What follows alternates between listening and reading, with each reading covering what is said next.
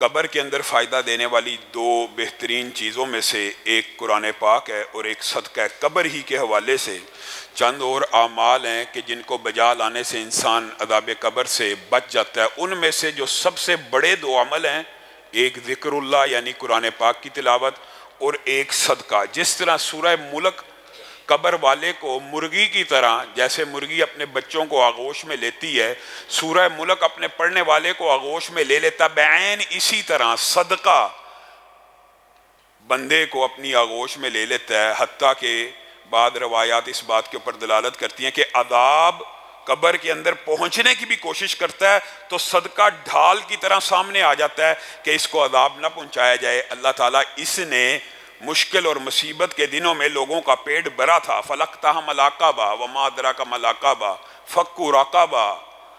تم نیکی کی گھاٹی کو کیا سمجھتے ہو؟ نیکی کی معراج کو کیا سمجھتے ہو؟ یا نیکی کے عروج کو کیا سمجھتے ہو؟ نیکی کی معراج، نیکی کا عروج تو یہ ہے کہ اس دن کھانا کھلایا جائے جس دن کوئی بھوکا ہو۔ اور جب اس آیت کے اوپر بندہ غور کرتا ہے تو افطاری کے وقت لوگوں کو کھانا کھلانے کا اجر و ثواب سامنے آتا ہے، کیونکہ سب سے زیادہ بھوک روزے دار کو اس وقت لگی ہوتی ہے۔ اور کیا روٹی کھلا دینے سے وہ روزے دار کے سارے اجر کو لے کے چلا جاتا ہے، اور روزے دار کا جو اپنا اجر ہے وہ روزے دار کا کم ہو جاتا ہے۔ نبی کریم صلی اللہ علیہ وسلم نے ارشاد فرمایا روزے دار کو بھی پورا اجر ملتا ہے، پورے کا پورا، اور جو کھانا کھلا رہا ہوتا ہے وہ بھی پورے کا پورا اجر لے جاتا ہے۔ نبی کریم صلی اللہ علیہ وسلم نے اپنے صحابہ کی جو تربیت اور ٹریننگ کی تھی صدقے کے حوالے سے مشہور واقعات ہیں، چند ایک کی طرف اشارہ کر کے اپنی بات کو آگے بڑھاؤں گا۔ نبی کریم صلی اللہ علیہ وسلم نے غزوہ تبوک کے اندر آپ کو پتہ اعلان کیا تھا اسلام کمزور ہے، آج اسلام کو تمہارے مالوں کی ضرورت ہے۔ حضرت عمر نے یہ اعلان سن لیا اور کہنے لگے میں نے بڑی غور کیا، میں نے بڑا فکر کیا، اور میں نے سوچا آج اسلام کو اگر مال کی ضرورت ہے تو عمر سے آگے کوئی نہیں نکل سکے گا۔ آج عمر اپنی جائیداد کو دو حصوں میں تقسیم کرے گا، آدھا حصہ اپنے لیے، اپنے بیوی بچوں کے لیے، ہمیشہ کی گزر بسر کے لیے رکھ لے گا، اور آدھا حصہ اسلام کے اوپر نچھاور کر دے گا۔ آدھا حصہ لے کے آئے، کہنے لگے اللہ کی قسم یہ وہ آخری دن تھا، یہ وہ آخری دن تھا جس دن عمر نے یہ خواہش کرنا چھوڑ دی کہ کبھی عمر ابو بکر سے بھی آگے نکل سکتا ہے۔ کیا دیکھا، ابو بکر اپنی کل جائیداد لے کے رسول اللہ کے سامنے بیٹھے ہیں، اور رسول اللہ پوچھتے ابو بکر کچھ چھوڑ کے بھی آیا یا نہیں؟ اللہ کے رسول گھر میں آپ کی محبت بھی موجود ہے، اللہ کے اوپر ایمان بھی موجود ہے، چھوڑنے کی اور کیا ضرورت ہے؟ سب کچھ جو کچھ تھا لے کے آگے ہوں۔ رسول اللہ صلی اللہ علیہ وسلم نے اس غزوے کے اوپر شدت سے اعلان کیا، کہا کون ہے جو 100 اونٹ اللہ کی بارگاہ میں دے گا، میں محمد صلی اللہ علیہ وسلم اس کو جنت کی بشارت دیتا ہوں۔ حضرت عثمان، نیکیوں سے کیسے کوئی بندہ پیچھے رہ جائے؟ عثمان جیسا، عمر جیسا، ابو بکر جیسے، علی جیسے لوگ کیا نیکیوں سے پیچھے رہنے والے ہیں؟ بس اعلان سنا جنت کی بشارت، 100 اونٹ کے اوپر کھڑے ہو گئے، اے اللہ کے رسول جنت کی بشارت ملے گی؟ جی ملے گی، میں عثمان 100 اونٹ دیتا ہوں۔ نبی کریم صلی اللہ علیہ وسلم نے کہا عثمان تیرے لیے جنت کی بشارت ہے، بیٹھ جا۔ کہا اب کون ہے جو 100 اونٹ دے گا؟ میں اس کو پھر جنت کی بشارت دیتا ہوں۔ عثمان پھر کھڑے ہو گئے، اللہ کے رسول ایک مرتبہ پھر ملے گی جنت کی بشارت؟ جی ہاں ملے گی، میں اللہ کے راستے میں 100 اور دیتا ہوں۔ نبی کریم نے کہا عثمان تیرے لیے جنت کی بشارت ہو، بیٹھ جا۔ 7 مرتبہ اعلان کیا، 7 مرتبہ کون ہے جو 100 اونٹ دے گا؟ ہر دفعہ حضرت عثمان کھڑے ہو گئے اور کہا اللہ کے رسول مجھے جنت کی بشارت دیجئے۔ 7ویں دفعہ رسول اللہ صلی اللہ علیہ وسلم کہنے لگے کت یا عثمان، بس کر ہے عثمان، بس کر ہے عثمان۔ اور 1000 درہم حضرت عثمان نے جب مزید دیے، رسول اللہ صلی اللہ علیہ وسلم ان درہموں کو دیکھ رہے ہیں اور ہاتھوں سے ٹٹول رہے ہیں اور کہہ رہے ہیں ما ذر عثمان، اور بعض روایات میں ما ذر بن عفان ما عمل بعد اليوم، آج کے بعد عثمان تو نیکی کا کوئی عمل نہ بھی کرے جنت الفردوس میں داخل ہو جائے گا۔ صدقہ اتنی بڑی نعمت ہے اور اتنی بڑی خوبی ہے نیکیوں میں سے۔ لیکن میرے بھائیو آج ایک بات سمجھ کے جانے کی ضرورت ہے، صدقے کی جو ترغیب کی جاتی بہت سی باتیں ہیں، بہت سے سوالات ہیں، انشاءاللہ موقع آیا پھر کبھی ان کے جوابات دیں گے۔ آج جو بات سمجھنے کی ضرورت ہے وہ یہ ہے کہ صدقہ دینا کہاں سے ہے، صدقہ اللہ رب العزت قبول کون سا کرتا ہے، اور صدقہ کس مال میں سے دینا چاہیے؟ صرف قرآن پاک کی ایک آیت بندے کو سمجھ آ جائے تو ہدایت کے لیے کافی ہے۔ یا ایھا الرسل کلوا من الطیبات واعملوا صالحا، اے اللہ کے رسولوں، اے اللہ کے نبیوں، اے اللہ کے پیغمبروں، بتائیے ان سے افضل کوئی شخصیات دنیا میں ہیں؟ ان کو اللہ تعالیٰ کیا کہہ رہا ہے؟ کلوا من الطیبات۔ ابتدا کہاں سے کر رہا اللہ؟ رزق حلال کھاؤ، حلال اور پکیزہ رزق کھاؤ۔ وَاعْمَلُوا صَالِحًا، پہلے حلال کھاؤ، اس کے بعد نیکیوں کا عمل کرنا۔ اگر انبیاء اور رسولوں کے اوپر فرض یہ کیا گیا ہے کہ تم نے پہلے حلال کمانا ہے اور بعد میں نیک عمل کرنے ہیں، تو انسانوں کے لیے، مومنوں کے لیے یہ بات فرض نہیں ہے؟ یا ایھا الناس کلوا مما فی الارض حلالا طیبا، اے لوگو صرف حلال اور پاکیزہ چیزیں کھایا کرو۔ لوگوں کو کہا جاتا ہے جی بکرا ہی کھا رہے ہیں، مرغی کھا رہے ہیں، حلال ہے، اللہ کا نام لے کے کھا رہے ہیں۔ میرے بھائیو، یہ بات بڑی اہم ہے اور سوچنے کی ضرورت ہے۔ کیا اسلام میں صرف شراب ہی حرام ہے؟ کیا خنزیر ہی حرام ہے؟ کیا رشوت، لوٹ کسوٹ، چوری، ڈکیتی، غصب، کسی سے جھوٹ بول کے مال کما کر لانے والے روپے سے آنے والا بکرا حرام نہیں ہے؟ صرف اسلام میں خنزیر اور شراب حرام نہیں ہے، حرام سے خریدا گیا بکرا بھی حرام ہے، حرام سے خریدی گئی مرغی بھی حرام ہے، حرام سے خریدی گئی سبزی بھی حرام ہے۔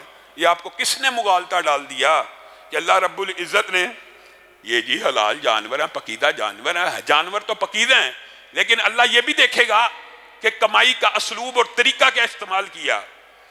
کیا لوگوں کے ساتھ فراڈ لگا کے، لوگوں کو چکر دے کے، لوگوں کا مال ہڑپ کر کے، خانہ کعبہ کے چکر لگانے سے عبادات قبول ہو جائیں گی؟ لوگوں کو چکر دیے، لوگوں کا مال کھایا، لوگوں کا مال غصب کیا اور چل پڑے حاجی صاحب اور چل پڑے عمرہ کرنے۔ نبی کریم صلی اللہ علیہ وسلم نے بڑی وضاحت سے یہ بات بیان کر دی ہے۔ ابھی صرف ایک شک آپ کے سامنے رکھ رہا ہوں، اور یہ شک بھی سمجھ آ جائے تو ہدایت کے لیے کافی ہے۔ نبی کریم نے کہہ دیا انفاق فی سبیل اللہ اور صدقہ بھی اسی کا قبول ہے جو حلال اور پکیزہ مال میں سے اللہ کو عنایت کرتا ہے۔ نبی کریم صلی اللہ علیہ وسلم نے فرمایا اللہ پاک ہے اور اللہ رب العزت پکیزہ ہی چیزوں کو قبول کرتے ہیں۔ اللہ پاک ہیں اور پکیزہ چیزوں کو قبول کرتے ہیں۔ اس کے بعد رسول اللہ نے یہی آیت پڑھی جو آپ کے سامنے پڑھی ہے کہ اللہ نے تو رسولوں کو بھی پکیزہ حلال روزی کمانے کا حکم دیا اور اس کے بعد نیکیوں کا حکم دیا، پھر مثال دے کے بات کو مکمل کر دیا۔ ایک ہی حدیث ہے، کہا ایک بندہ خانہ کعبہ کے اندر آئے، مسافر ہو، کپڑے گردآلود ہوں، بال پرا گندہ ہوں، اور خانہ کعبہ کے اندر کھڑے ہو کے کیا کہہ رہا ہو؟ یا رب یا رب۔ رسول اللہ صلی اللہ علیہ وسلم نے جتنی باتیں کی ہیں شاید آپ نے ان کے اوپر غور نہیں کیا۔ رب ایک ایسی صفت ہے کہ جب یا رب کہہ کے کوئی پکارتا ہے تو اس وقت اللہ تعالیٰ یہ تمیز نہیں کرتا کہ پکارنے والا مسلمان ہے یا کافر ہے۔ اللہ یہ بھی تمیز نہیں کرتے اس وقت، کیونکہ اللہ رب ہیں، اللہ ہر ایک کی تربیت اور نشو و نما کرنے والے ہیں۔ اور آپ نے غور نہیں کیا کہ کافروں کے ناخن بھی بڑھتے ہیں، کافروں کے بال بھی بڑھتے ہیں، کافروں کا قد بھی بڑھتا ہے، کافر بھی رزق لیتے ہیں، کیونکہ اللہ رب ہے۔ یہ رب ایک ایسی صفت ہے کہ جس کے ساتھ جب رب کو پکارا جائے رب دیتا ہے۔ خانہ کعبہ کے اندر کھڑا ہے، خانہ کعبہ کے اندر کھڑے ہونے والے کی دعاؤں کے بارے میں کتنی احادیث ہیں کہ قبول ہوتی ہیں۔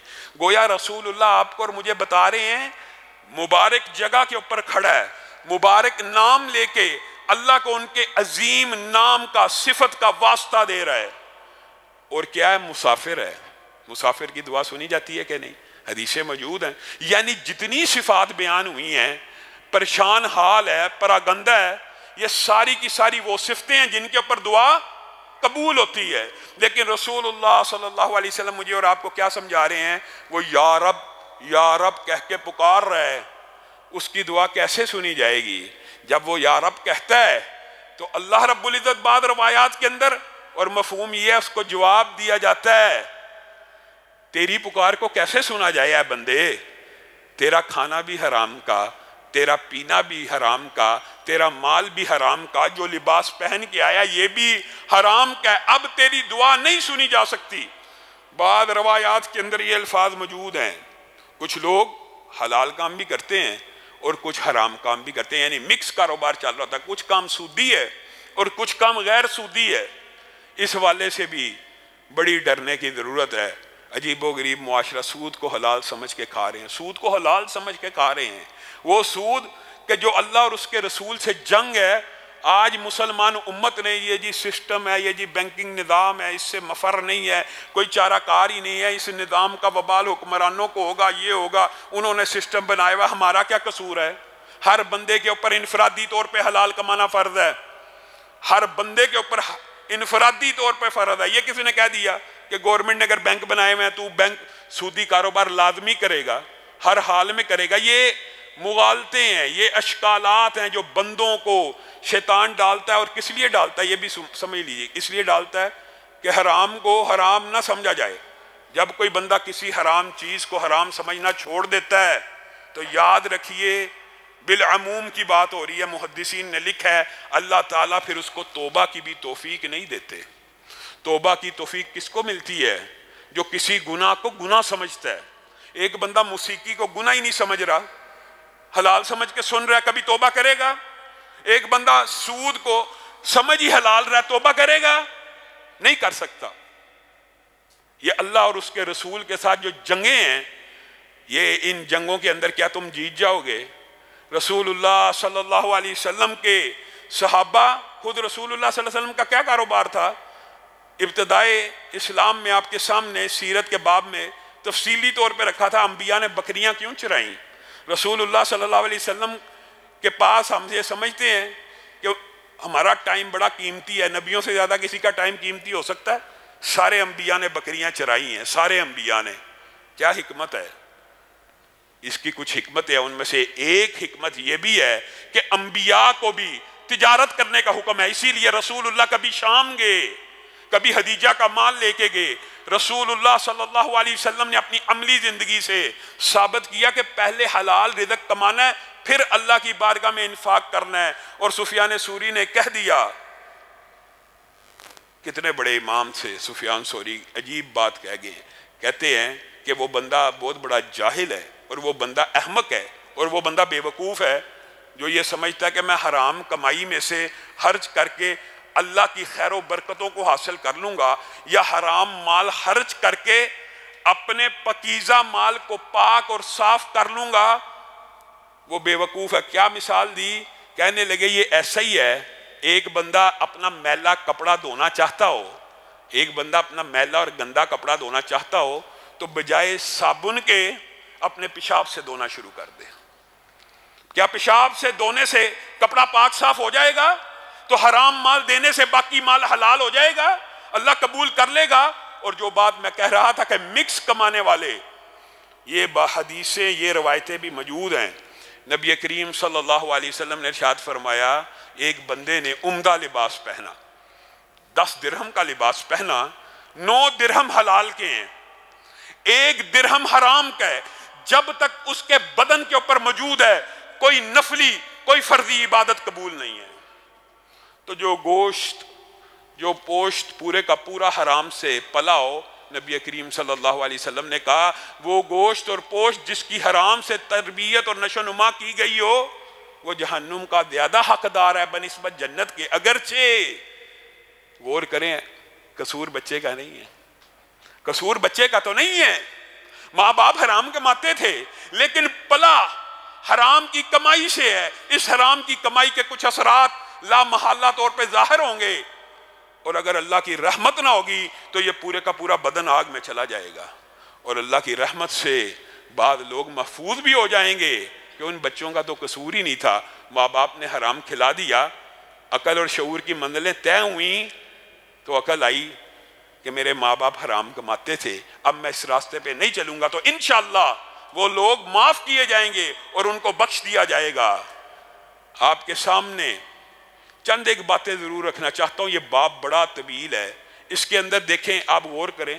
چوری سے ابتدا کریں، جس کو ہم کچھ بھی نہیں سمجھتے، کچھ بھی نہیں سمجھتے۔ کیا سمجھا جاتا ہے چوری کو؟ کسی کی کوئی چیز نکال لی، کسی کی جوتی اٹھا لی۔ مسجدوں کے بارے میں تو لوگوں نے لطیفے بنائے ہوئے ہیں کہ جب مسجد جاتے ہیں جوتی کوئی لے جاتا ہے، جس کو ہم بڑی معمولی سی چیز سمجھتے ہیں، لیکن اس سے بڑھتے بڑھتے بڑی چیزوں کی چوری بھی ہوتی ہے. یہ چوری جس کو میں اور آپ معمولی سمجھتے ہیں حرام کی ابھی ابتدائی شکل ہے, اس کے اوپر رسول اللہ نے کیسے بند باندھا؟ رسول اللہ یہ چاہتے ہیں حرام کا جو پہلا سٹیپ ہے, چند روپے چھوٹی سی چیز کسی کی چرا لینے کو رسول اللہ چاہتے ہیں, اور رسول اللہ نہیں چاہتے, اللہ چاہتا ہے. السارق والسارقۃ, صرف چوری کرنے والے کو کیا کیا جائے, اس کے ہاتھ کاٹ ڈالے جائیں تاکہ معاشرہ حرام کمائی کی طرف دیکھے بھی نہ. ہم نے چوری کے بارے میں ہاتھ کاٹنا تو سن لیا, لیکن کسی کا مال غصب کرنا اس کے بارے میں نہیں سوچا. کسی کا مال ہڑپ کر دینا, ڈاکو کی شریعت میں کیا سزا ہے؟ شریعت اسلامیہ میں ڈاکو کی کیا سزا ہے پتہ ہے نا؟ سزائے موت. ہاتھ اور پاؤں کاٹ کے جنگلوں میں پھینک دیا جائے. چور کی تو صرف ہاتھ کاٹنا ہے, اور جو بالجبر مال لوٹتا اس کو ڈاکو کہتے ہیں. اور اس کے بارے میں شریعت اسلامیہ کی جو سزا ہے, آپ کو علم ہے, ہاتھ پاؤں کاٹ کے یعنی سزائے موت دے دی جائے. جبری طور پہ گن پوائنٹ پہ مال لوٹنے والے کی سزا تو ہم یہ سمجھتے ہیں کہ سزائے موت ہے, لیکن بدماشی اور غنڈہ گردی سے بغیر گن پوائنٹ کے اپنے اثر رسوخ اور اپنی وجاہت سے اور اپنی شخصیت سے لوگوں کا مال کھا جانے والے کی کوئی سزا نہیں. آپ ذرا غور کریں, نبی کریم صلی اللہ علیہ وسلم نے فرمایا ایک بلشت زمین کے ٹکڑے کے اوپر قبضہ کرنے والا, جو اپنے ہمسائے کی, اپنے بھائی کی, کسی کی زمین کے اوپر, ایک بلشت زمین کے اوپر قبضہ کر لیتا ہے اور وہ حق مانگتا رہتا ہے, دے دے نہیں دیتا, اسی حالت میں مر جاتا ہے, تو کل قیامت کے دن یہ 7 زمینوں کا توق اس کے گلے میں ڈال دیا جائے گا. کیا اٹھا سکے گا وزن؟ اگر شریعت اسلامیہ میں زندگی کے اندر یہ سزائیں ہیں, اس لیے ہیں کہ میں اور آپ حرام کی طرف جائیں نہ. اور کیا حرام کیا صرف چوری ڈکیتی مال لوٹنا زمین پہ قبضہ کرنا ہے؟ نبی کریم صلی اللہ علیہ وسلم نے فرمایا جھوٹی قسم کھانے سے مال تو بک جاتا ہے, لیکن اس سے برکت اٹھا لی جاتی ہے. نبی کریم بازار گئے, مجھے اور آپ کو سمجھانے کے لیے گئے کہ میری امت حلال کما لے. حضرت شعیب کی قوم کے اوپر کس لیے عذاب آیا تھا؟ وَيْلٌ لِّلْمُطَفِّفِينَ الَّذِينَ إِذَا اكْتَالُوا عَلَى النَّاسِ يَسْتَوْفُونَ وَإِذَا قَالُوهُمْ أَوْ وَزَنُوهُمْ يُخْسِرُونَ. جب لوگوں سے مال لیتے ہیں, پھل لیتے ہیں, چاول لیتے ہیں, کہتے ہیں وٹا دکھا, باٹ دکھا, وزن پورا کر, پورا تول, پورا تول, یہ تھوڑا کم لگ رہا ہے, تڑکری کو صحیح طرح پکڑ. اللہ کہہ رہا قرآن پاک میں. اور جب خود بیچنے پہ آتے ہیں تو تڑکری کے اوپر ہاتھ رکھ لیتے ہیں کہ کسی بندے کو پتہ ہی نہ لگے کہ کم تولا کہ زیادہ تولا ہے. صرف اتنی سی بات کے اوپر پوری شعیب کی قوم کو دنیا سے اٹھا لیا گیا. اور اللہ تعالیٰ نے کہا ان کے لیے وَيْلٌ لِّلْمُطَفِّفِينَ, یہ جو ناپ تول میں کمی کرتے ہیں, ناپ تول میں کمی کی اگر یہ سزائیں ہیں تو اعلانیہ کسی کے پیسے کھا جانے کی کیا سزا ہوگی؟ کسی کا مال ہڑپ کر لینے کی کیا سزا ہوگی؟ لوگ یہ سمجھتے ہیں جی یہ رشوت ہے, رشوت تو گفٹ ہوتا ہے, رشوت کو گفٹ کہا جاتا ہے. بے شمار حرام کی قسمیں ہیں جو ممکن ہی نہیں کہ ایک دو لیکچر میں بیان ہو. صرف آپ کو جنرلی طور پہ ایک پوائنٹ آف ویو بتا رہا ہوں. اور کیا حلال کمانے والا اور نیت کرنے والا اللہ رب العزت آج کے بعد صرف حلال کماؤں گا, نہیں کماؤں گا حرام, کیا اللہ اس کا رزق تنگ کر دے گا؟ وَمَا مِن دَابَّةٍ فِي الْأَرْضِ إِلَّا عَلَى اللَّهِ رِزْقُهَا. بتائیں اللہ کے علاوہ کوئی رزاق ہے؟ نبی کریم صلی اللہ علیہ وسلم نے کہا اللہ کی قسم بندوں کو مغالتا ہے, یہ بندوں کو مغالتا ہے. اگر بندے اپنے رب کے اوپر اس طرح توکل کرنا شروع کر دیں جس طرح پرندے کرتے ہیں, کتنی شرم کی بات ہے, شرم کی بات ہے. انسان اشرف المخلوقات ہے اور انسان کو سمجھانے کے لیے مثال حیوانات کی دی جا رہی ہے کہ جس طرح پرندے اپنے رب کے اوپر توکل کرتے ہیں. مفہوم یہ ہے کہ گھروں سے نکلتے ہیں خالی پیٹ. کیا گھونسلے کے اندر آپ نے دیکھا 3 دن کا یا 100 دن کا راشن پڑا ہو؟ کس پرندے کے گھونسلے میں 100 دن کا راشن ہوتا ہے؟ کس پرندے کے گھونسلے کے اندر 1 سال کا راشن ہوتا ہے؟ ہر روز نکلتے ہیں اور ایسا ممکن نہیں ہے کہ وہ خالی پیٹ واپس آ جائیں. اللہ ان کو رزق دے دیتا ہے. اگر بندہ مومن بھی اللہ کے اوپر ایسے توکل کرنا شروع کرے تو ان کو ایسے ہی رزق مل جائے گا. اور صرف رزق نہیں ملے گا, خیر و برکتوں کا بھی نزول ہوگا. اور صرف تھوڑا نزول نہیں ہوگا, نسلوں میں چلے گا. ایک بات بیان کر کے میں اپنی بات کو ختم کروں گا. نسلوں میں چلے گا. کیسے چلے گا؟ نوح نامی مدینہ کا ایک لینڈ لارڈ ہے, باغات کا مالک ہے. اس نے ایک مبارک نامی مالی کو رکھ لیا. کہا میرے باغ کو پانی لگایا کر، کھیتوں کو، فصلوں کو، پھلوں کا خیال رکھا کر۔ جی مالک مجھے یہ جواب منظور ہے، جواب پہ رکھ لیا، جو معاوضہ طے کرنا تھا کر لیا۔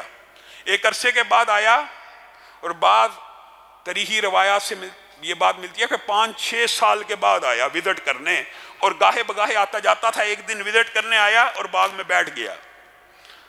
مبارک پھل توڑ کے لا، بڑا عمدہ بڑا میٹھا مبارک پھل توڑ کے لایا، کھٹا۔ مبارک کوئی اور درخت کا لا، کوئی اچھا لا، کوئی اچھے پودے کا لا۔ پھر گیا، پھر کڑوا، پھر گیا، پھر گلا ہوا۔ اور تجھے 5-6 سال ہو گیا مالی رکھے ہوئے، تجھے یہی پتہ نہیں ہے کہ میٹھا کون سا ہے، کڑوا کون سا ہے، کھٹا کون سا ہے، میٹھا کون سا ہے، گلا ہوا کون سا ہے، خراب کون سا ہے، صحیح کون سا ہے؟ مالک میرے ساتھ جو بات طے ہوئی تھی وہ تو یہ تھی کہ آپ کے باغ کی نگرانی کرنی ہے، ان کو پانی دینا ہے۔ آپ نے مجھے پھل چکھنے کی اجازت کب دی تھی؟ آپ نے مجھے پھل چکھنے کی اجازت کب دی تھی؟ جو مجھے پتا ہو کہ پھل میٹھا ہوتا ہے یا کڑوا ہوتا ہے۔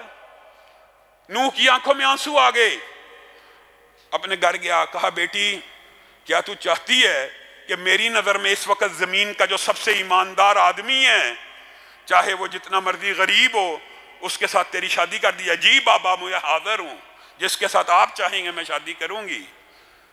بتائیے رزق حلال کمانے والوں کو کیا اللہ ضائع کر دیتا ہے؟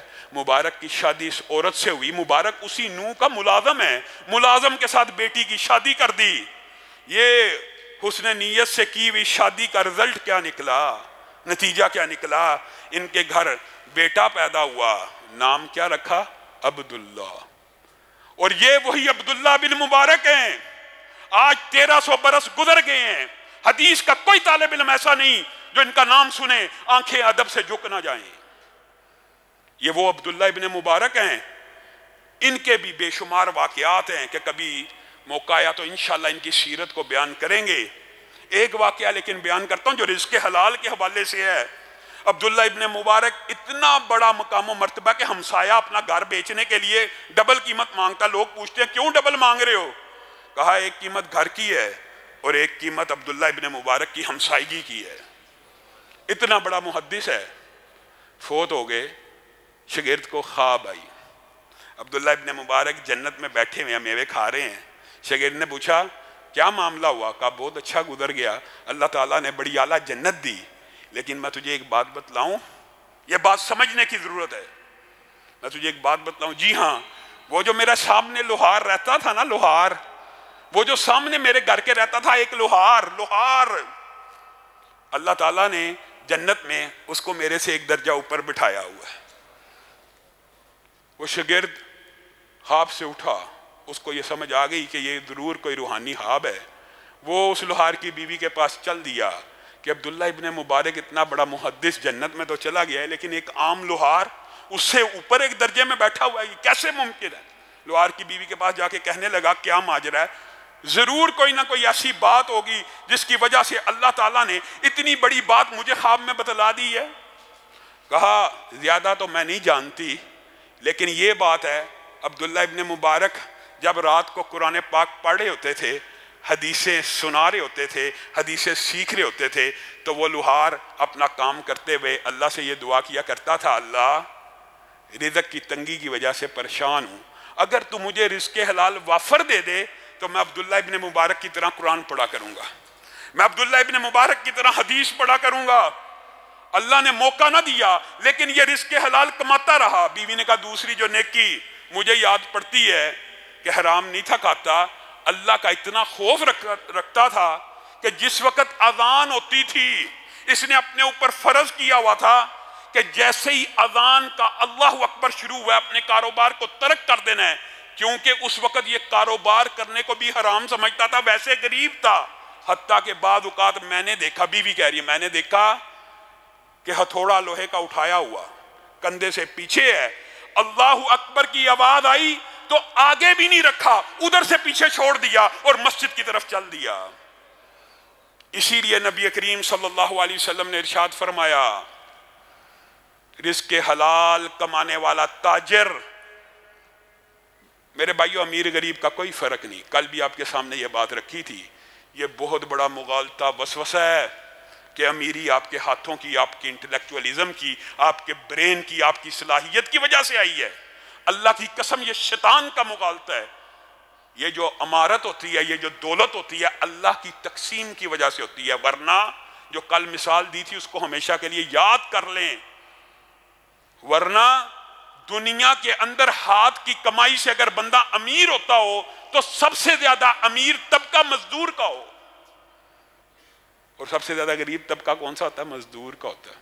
اسی لیے نبی کریم صلی اللہ علیہ وسلم نے امیر اور غریب کے فرق کو ختم کر کے یہ بات سمجھائی ہے کہ ایماندار تاجر امیر ہو یا غریب ہو، نبی کریم صلی اللہ علیہ وسلم نے کہہ دیا جو کہہ دیا اس کے اوپر تیرا اور میرا ایمان ہے، بلکہ یقین ہے۔ اور وہ کتنی عظمت کی بات کہہ دی۔ نبی کریم صلی اللہ علیہ وسلم نے کہا ایماندار تاجر کل قیامت کے دن اٹھایا جائے گا، کس کے ساتھ؟ انبیاء کے ساتھ، شہداء کے ساتھ، صدیقین کے ساتھ اٹھایا جائے گا۔ صرف ایماندار تاجر، صرف رزق حلال کمانے والا۔ اگر ایک لوہار ابن مبارک سے اوپر جا سکتا ہے، آپ کو کس نے وسوسہ ڈالا؟ ہاں میرے بھائیو، اعمال کی قبولیت کی ایک شرط یہ بھی ہے، شرائط زیادہ ہیں، میں نے کہا تھا صرف ایک جز بیان کر رہا ہوں۔ شرائط زیادہ ہے اعمال کی قبولیت کی۔ عمل اس وقت تک قابل قبول نہیں جب تک توحید نہ ہو، عمل اس وقت تک قابل قبول نہیں جب تک رسول اللہ کی مہر نہ ہو، اور تیسری بات یہ بھی ہے کہ عمل اس وقت تک بھی قابل قبول نہیں جب تک ریا ہو، اور چوتھی بات یہ ہے، اور اس کے علاوہ بھی چند شرائط ہیں، عمل اس وقت تک بھی قابل قبول نہیں جب تک رزق حلال کمائی نہ ہو، نہیں قبول۔ آج جو بھی جھوٹ بول کر، دھوکہ دے کر کسی بھی قسم کا کسی کا مال ہڑپ کر چکا ہے، آج رمضان آ گیا ہے، اگر اس مہینے میں ارادہ نہیں کرنا ساری زندگی حرام چھوڑ دوں گا، ساری زندگی اللہ حلال چھوڑ دیا ہے، پانی چھوڑ دیا، اللہ آج رمضان اگر آ گیا، آج میں نیت اور ارادہ کر کے جاتا ہوں۔ میرے بھائیو صرف نیت اور ارادہ آپ نے کرنا ہے، اللہ کی قسم مدد آسمانوں سے نازل ہوتی ہے۔ رسول اللہ نے کہا جو بندہ اللہ کی طرف ایک قدم بھی چلتا ہے اللہ دوڑتا ہوا آتا ہے، ایک ہاتھ چلتا ہے اللہ پورا ایک گز آتا ہے۔ کس نے وسوسہ ڈال دیا؟ رسول اللہ کی حدیثیں نہیں سنی؟ ہو سکتا ہے کسی کے دین میں اشکال ہو، یہ دھوکہ ہے شیطان کا کہ اگر میں نے حرام چھوڑ دیا، اگر میں نے رزق حلال صرف میں غریب ہو جاؤں گا۔ اس سے بڑا شیطان خبیث نے کوئی تجھے مغالطہ نہیں دیا۔ حضرت علی نے خود یہ بات بیان کر دی ہے، اور یہ تقدیر کے باب میں سے ہے۔